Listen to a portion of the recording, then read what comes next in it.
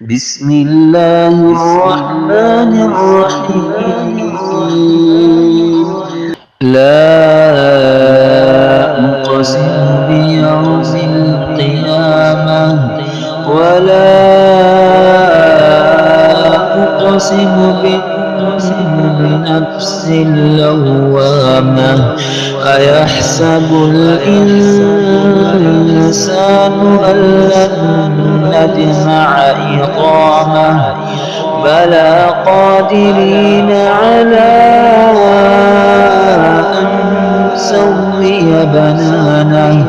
بل يريد الإنسان ليفجر أمامه يسأل أيان يوم القيامة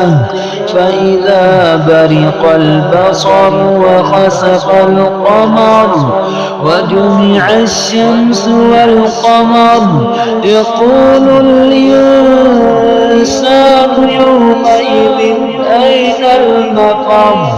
كلا لا وزر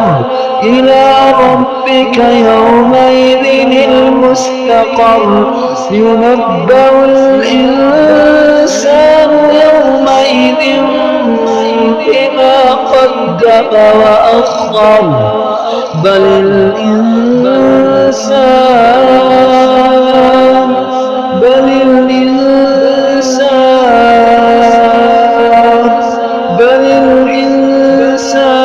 على نفسه بصيرة ولو ألقى معاذيره لا تحرك به لسانك لتعجل به إن علينا جمعه وقرآنه فإذا قرأناه فاتبع قرآنه ثم إن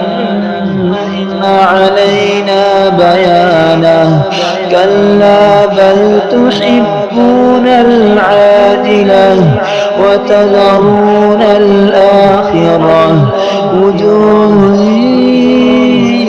يومئذ ناظرة إلى ربها ناظرة ووجوه يومئذ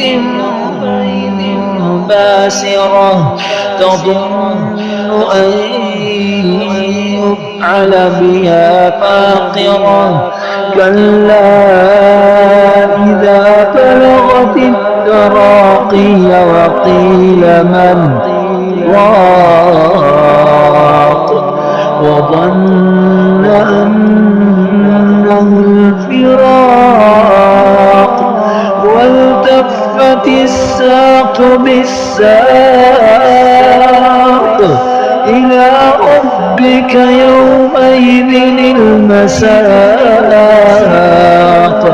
فلا صدق ولا صلى ولكن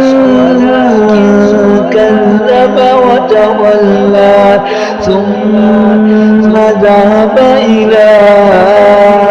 أهله يتمطى